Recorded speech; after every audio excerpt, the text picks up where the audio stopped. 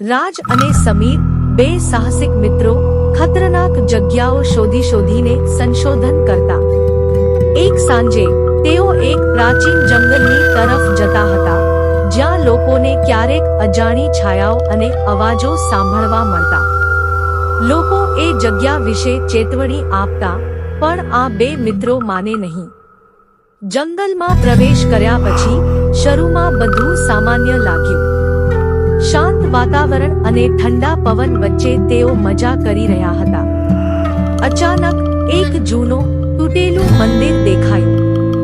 મંદિરમાં પ્રવેશતા જ દરવાજો પોતે જ ધડાકે બંધ થઈ ગયો. આકસ્મિક પવન ઉઠ્યો અને એક ગુંજતા અવાજે કહ્યું, "તમે અહીં કેમ આવ્યા છો?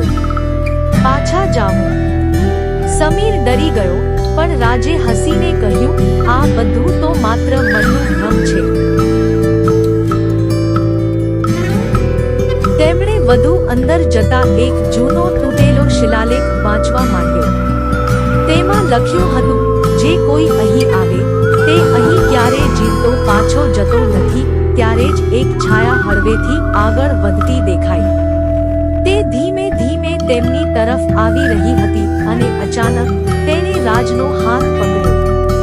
રાજ બેહોશ થઈ ગયો. સમીર ભયથી ચીસો પાડતો દોડી ગયો. જંગલની બહાર પહોંચતા જ તે પાછા વળીને જોયું, પણ રાજ ક્યાંય ન હતો.